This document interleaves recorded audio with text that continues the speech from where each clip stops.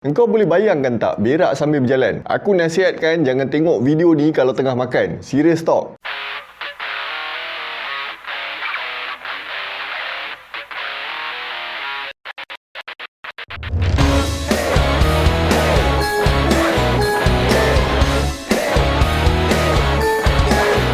Kami tonton, kami layan gigi emas.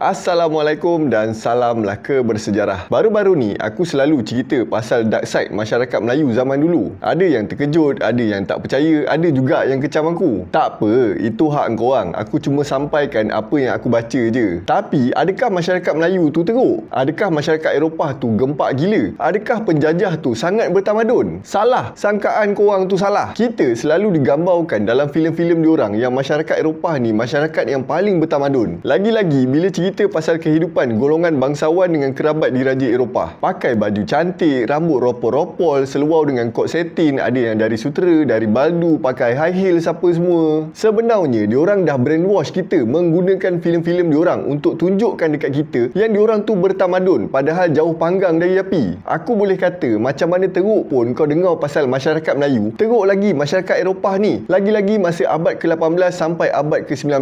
Masa era Victoria, kita selalu tengok yang diorang ni macam gempak now kan, siap ada table manner sebagai. Benda tu memang ada, aku tak nafikan. Tapi benda yang diorang tak tunjuk ialah dekat bandar-bandar besar zaman Victoria penuh dengan bangkai binatang dan bertantan najis. Dulu sebelum kereta digunakan secara meluas, diorang gunakan kuda untuk pergi ke satu tempat atau bawa barang diorang. Jadi setiap hari ada berpuluh ribu kuda yang digunakan dekat dalam bandar besar Eropah. Yang owner-owner kuda ni tak reti nak jaga kebajikan kuda tu. Makan minum tak jaga, tak bagi rehat, lepas tu paksa kuda tu bawa lebih muatan. Bila dah tak boleh tahan, kuda ni pun mati lah. Masalahnya bila dah mati, owner ni biarkan je kuda tu dekat situ. Dia angkat kuda lain untuk sambung kerja. Jadi setiap hari jugalah pihak berkuasa terpaksa buang beratus-ratus kuda mati dekat jalan raya. Disebabkan kuda ni berat nak mampus, diorang tak larat nak angkat. Diorang biarkan kuda tu mereput dulu. Bila dah reput, badan boleh cerai, baru diorang kutip and buang dekat tempat lain. Itu baru kuda tau. Ada banyak lagi haiwan lain macam anjing dengan kinzir. Sama je keadaannya. Itu cerita bangkai. Ini cerita pasal najis binatang pula. Diorang biarkan je binatang ni berak merata-rata. Penulis buku Dirty Old London, The Victorian Fight Against Filth, iaitu Lee Jackson mengatakan, jalan raya dekat London tu orang ingat penuh dengan lumpur. Sebenarnya najis binatang. Ni yang ada akal pun buat perangai macam makhluk tak ada akal. Apa hal? Dulu dekat Eropah ada satu amalan yang dikenali sebagai Gardilu, iaitu amalan membuang najis keluar tingkap. Terma ni berasal daripada Edinburgh, Scotland. Dulu sebelum wujudnya sistem peparitan ni, tandas diorang guna sebiji baldi je. Bila baldi tu dah penuh, biasanya anak atau bini diorang akan pergi buang najis tu. Macam mana diorang buang? Diorang campakkan semua najis kat dalam baldi tu dekat luar tingkap. Kalau ada orang dekat bawah, nasib engkau lah kalau kena. Korang perasan tak? Dalam movie, awet-awet diorang ni asyik bawa payung je, kulu kilir kan. Payung tu bukan sekadar nak protect daripada cahaya matahari dengan hujan je tau. Tujuan utama payung tu sebenarnya nak protect diorang daripada kena najis yang orang campak keluar. Selain tu, tahu tak korang yang high heels tu dicipta masa zaman ni? Kenapa diorang cipta high heels? Sebab fungsinya nak elakkan kaki diorang tenggelam dalam najis. Sebab punyalah penuh najis tu sampai dah tak nampak jalan dah. Lepas banyak komplain dan masalah yang jadi disebabkan amalan ni satu akta dikuatkuasakan. Najis hanya boleh dibuang di antara pukul 10 malam sampai 7 pagi sahaja. Dan pembuang najis tu wajib jerit dulu Gardilu, yang bermaksud jaga-jaga air. Jadi daripada ungkapan ni, last kali jadilah terma kepada amalan buang najis dekat tingkap. Seterusnya, kalau berjalan dekat London pada masa tu, kalau cuaca baik tapi jalan penuh dengan lopak air, percayalah itu sebenarnya kencing manusia atau haiwan. Kalau waktu panas okey lah, boleh bezakan. Engkau bayangkan time hujan, macam mana nak tahu mana kencing orang, mana air hujan? Pihak berkuasa dekat sana cuba turap jalan guna kayu untuk stopkan amalan ni. Tapi lepas beberapa minggu, aktiviti turap jalan ni terpaksa dihentikan sebab bau amonia yang keluar daripada turapan tu terlalu kuat. Lepas tu, amonia tu juga jadi punca cat kedai diorang ni luntur. Maka jalan raya dekat London tu penuh lah dengan bangkai binatang, najis manusia dengan sampah sarap. Disebabkan najis macam-macam binatang dengan najis manusia ni dah bercampur aduk, maka terhasil satu aroma bau yang aku pun tak tahu macam mana aku nak gambarkan. Kau bayangkan le sendiri macam mana orang zaman tu hidup. Berapa punya kebal hidung diorang ni. Dianggarkan setiap hari diorang terpaksa kumpul najis dengan sampah ni nak dekat 60 tan. Pada zaman kemuncak dia boleh cecah 1000 tan sehari bai. Apa? Gila babi lah.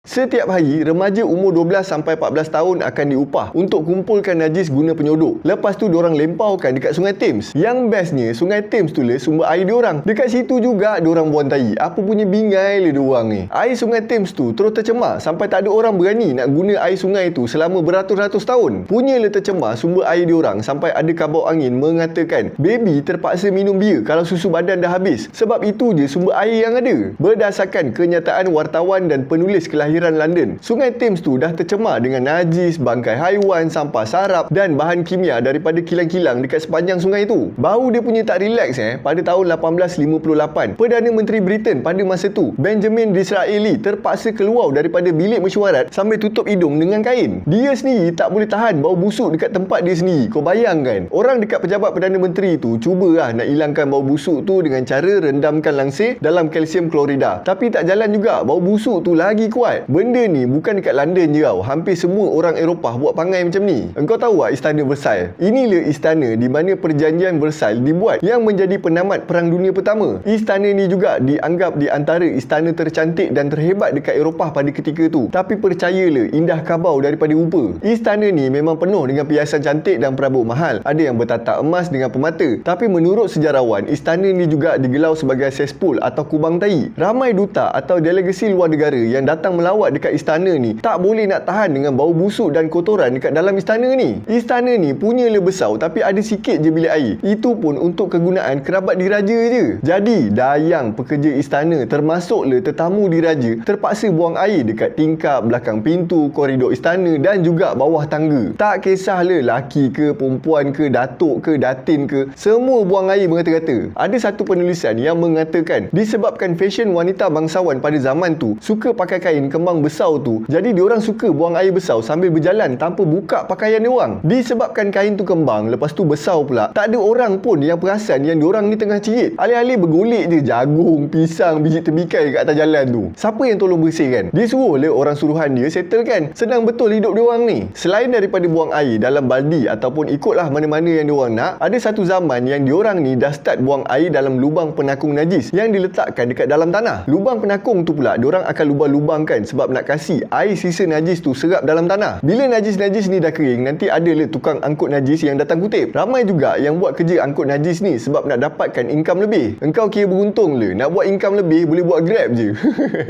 Nak kutip najis ni pula waktu malam je sebab tak nak jadi pencemaran bau dan buatkan orang tak selesa kalau kutip waktu siang. Najis-najis ni akan dibawa ke luar bandar untuk dijual dekat petani-petani yang jadikan najis tu sebagai baja tanaman diorang. Masalah yang selalu terjadi dengan sistem ni ialah lubang penakung najis tu selalu dibuat dekat dengan perigi. Air sisa najis tu pula diserap dalam tanah. So ada potensi sumber air dekat perigi diorang tu tercemar. Tandas pertama dicipta oleh seorang penulis Inggeris yang bernama Sir John Harrington pada tahun 1596 untuk kegunaan dalam mansion dia dekat Kelston. Dia namakan tandas dia ni sebagai Ajax dan dia ada mention Ajax ni dalam buku dia yang bertajuk A New Discourse Upon a Stale Subject, The Metamorphosis of Ajax. Tapi pada masa ni, bilik air dengan tandas ni dianggap satu kemewahan oleh golongan bangsawan walaupun dah 200 tahun dicipta. Tandas awam pertama diperkenalkan masa Expo Pertama Dunia dekat Hyde Park pada tahun 1851 yang dikunjungi oleh 6 juta orang pelawat. Tapi tandas awam ni mencetuskan kontroversi sebab semua orang mempertikaikan sama ada tandas ni keperluan ke atau sebenarnya pembaziran semata-mata. Masyarakat juga anggap yang masuk dalam tandas ni sebagai perbuatan yang memalukan, lagi-lagi untuk perempuan. Diorang anggap perbuatan masuk tandas awam untuk buang air tu menjatuhkan maruah diorang.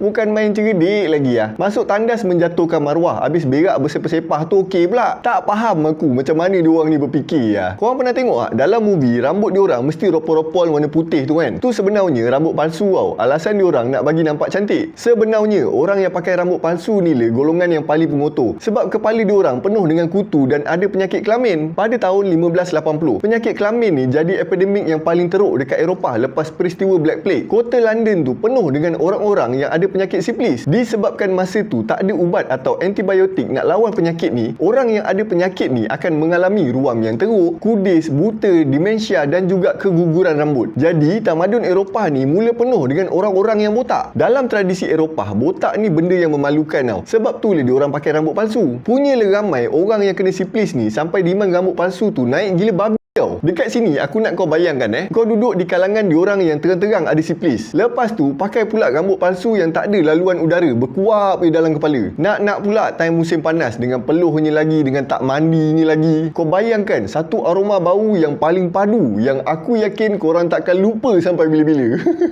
Dah cerita pasal mandi tadi kan, ni aku sentuh bab mandi pula Masa zaman pertengahan sekitar tahun 700 Masihi, tamadun barat ni dah ada tempat mandi awam. Masalahnya diorang buat tempat mandi awam ni sebagai tempat hiburan, tempat nak melepak tau. Diorang siap buat parti, siap ada makan minum bagai. Lepas tu pula tempat mandi awam ni campur laki perempuan tak pakai baju pula tu. Jadi kau faham sendirilah bila laki perempuan ni bercampur, jadilah banyak kes zina dekat situ. Disebabkan tu pemerintah agama diorang terus haramkan aktiviti mandi ni, sebab diorang rasa mandi ni cuma keseronokan dunia je. Tambah pula bila mandi ramai-ramai ni menyebabkan kes zina ni makin menjadi-jadi. Lepas peristiwa Black Plague melanda dekat Eropah, masyarakat Eropah tengok yang mandi ni satu aktiviti yang tak bagus untuk kesihatan, sebab mandi tu akan buka rongga badan diorang kepada penyakit. Jadi disebabkan ideologik akal diorang ni, orang Eropah pun dah tak nak mandi lah. Ada duta negara lain yang melawat England mengatakan Raja-Raja England masa tu punya bau lagi teruk daripada bau binatang liar tau. Raja Perancis pun sama, contohnya King Louis ke-14 dikatakan mandi 2 kali je seumur hidup dia. Rahib-rahib dekat Eropah pula dikatakan mandi 4 kali je setahun. Marie Antoinette je yang selalu mandi, itu pun 2 minggu sekali. Mandi pula siap pakai baju full set. Sebab ni lah Paris ni famous dengan minyak wangi. Punca diorang cipta minyak wangi ni sebab nak tutup bau busuk dekat badan diorang ni. Korang selalu kutuk gigi aku bersepah kan, kau belum tengok gigi diorang lagi. Aku ni walaupun gigi bersepah, aku masih jaga kebersihan. 6 bulan sekali aku pergi juga scaling. Dekat Eropah selama beratus tahun diorang memang tak pernah pun jaga gigi. Doktor gigi pun tak ada sebab benda ni tak dianggap kerjaya pun dulu. So macam mana diorang cabut gigi? Diorang akan pergi dekat tukang gunting rambut atau tukang kayu atau tukang besi kalau nak cabut gigi. Cara diorang bersihkan gigi tu lagi tak senonoh, dah macam kurafat pun ada gak. Ubat gigi diorang dibuat daripada campuran jantung cicak, kepala arnab dengan tikus. Engkau rasa? Berus gigi diorang pula guna bulu kinzir. Gigi Queen Elizabeth punya hitam sampai rakyat England ingat gigi hitam tu fashion. Dah semua orang buat benda sama. Diorang pun ikut juga perangai Queen Elizabeth yang suka sapu kapur dekat muka untuk tutup kulit muka dia yang dah rosak dan berkedut. Aku asyik cerita pasal kerabat diraja dengan pemerintah je kan. Ni aku nak tambah sikit lagi keadaan kehidupan masyarakat Eropah dulu. Penduduk Eropah kebanyakannya miskin nak mati tau, dan terpaksa duduk dalam kawasan rumah setinggan. Jangan kata rumah sempit, nak dapatkan air pun kena berebut. Satu-satunya bekalan air yang diorang ada daripada satu pam air yang disediakan oleh tuan rumah. Bekalan air tu pula cuma ada dalam 2-3 jam je seminggu. So masa tu lah kau nak mandi ke, nak tadah air ke, nak basuh baju apa semua, memang kena beratur panjang nak dapatkan air tu. Kadang-kadang sampai bergaduh. Siapa yang dapat air tu memang diorang akan guna sejimat yang mungkin. Sebab tu diorang tak letakkan mandi dan bersuci daripada najis ni sebagai kepentingan. Diorang prefer gunakan air tu sebagai sumber minuman ataupun benda-benda lain yang lagi penting. Kalau lorat now nak mandi, kau pergi jalan mandi dekat sungai atau tasik dekat sana. Itu pun kalau sanggup hidung kau boleh tahan bau busuk, pergilah mandi. Aku nak tambah sikit lagi cerita pasal kehidupan diorang dekat sana. Penulis buku The Family, Sex and Marriage in England 1500 to 1800 iaitu Lawrence Stone mengatakan dekat kawasan tanah perkuburan diorang takkan tutup kubur sampai dah penuh. Kubur ni jenis kubur besar khas untuk penduduk yang miskin. Diorang akan susun mayat sebelah-sebelah ikut line. Bila dah penuh barulah diorang kambus kubur tu dengan tanah. Selagi tak penuh, siapa yang lalu kawasan perkuburan tu memang kau tahanlah bau mayat dekat situ. Sebenarnya ada banyak lagi kisah yang aku baca pasal perangai tak senonoh diorang ni, tapi nanti korang bacalah sendiri kan, tak larat aku nak ceritakan semua. Jadi kesan daripada amalan tak senonoh dan kotor ni menyebabkan ramai penduduk Eropah yang mati disebabkan penyakit berjangkit. Dekat Paris, penyakit kolera pernah jadi epidemik selama 6 bulan dan mengorbankan 19,000 nyawa. Dekat London pula, epidemik kolera ni jadi 3 kali mat. First jadi pada tahun 1831 yang korbankan 6,536 orang. Yang kedua berlaku pada tahun 1848 sampai 1849 yang mengorbankan 14,137 nyawa. Last kali pada tahun 1853 sampai 1854 yang mengorbankan 10,753 nyawa. Itu tak cerita lagi pasal Black Plague dengan penyakit-penyakit lain lagi tu. Pada tahun 1858 berlakunya peristiwa The Great Sting dekat London, di mana musim panas di antara bulan Julai dengan Ogos pada masa tu membuatkan bau busuk dekat sungai Thames tu menjadi gila babi. Bau dia punya teruk, aku cakap engkau kau nak bernafas pun takut ah. Tak bernafas mati. Kalau bernafas pun boleh mati. So apa kau nak buat? Kau fikirlah sendiri. Disebabkan peristiwa ni, pihak berkuasa start fokus nak settlekan masalah ni. Akhirnya terhasil satu rangkaian saliran longkang yang dibina pada tahun 1859 sampai 1875. Hasil cadangan daripada Joseph Bazalgette. Hasilnya sisa kumbahan yang disalurkan dekat Sungai Thames tu dapat dikurangkan. Bau pun berkurang, pencemaran air pun berkurang. Maka kuranglah orang mati disebabkan penyakit yang datang daripada benda-benda kotor ni. So kalau kau tanya aku, masa zaman penjajah ni datang Nusantara, diorang mungkin hebat dalam benda lain, tapi lifestyle diorang lagi jahanam daripada kita. Ada sumber yang aku baca, diorang belajar pasal perubatan dekat Nusantara. Diorang bawa balik Eropah, ubat tu menjadi. Lepas tu claim diorang yang cipta ubat tu. Baru padahal sumber-sumber nak buat ubat tu kau sauk kat sini juga. Aku boleh katakan diorang ni juga belajar banyak benda daripada kita. Cuma diorang improvise sikit, lepas tu claim diorang punya. Aku ni bukanlah nak sebarkan kebencian dekat diorang pun. Aku cuma nak korang tahu realiti yang sebenar daripada apa yang korang tengok dekat dalam movie tu. Sampai situ je cerita aku untuk hari ni. Kalau korang ada pendapat atau pandangan atau ada benda nak tambah atau nak betulkan, korang boleh tuliskan dekat ruangan komen dekat bawah. Aku nak minta maaf andai kata penyampaian atau bahasa aku ni agak kasar ataupun aku ada tersalah fakta. Terima kasih juga sebab sudi luangkan masa untuk menonton video aku hari ni. Semoga kita berjumpa lagi dalam video yang seterusnya. Assalamualaikum dan salam Melaka bersejarah.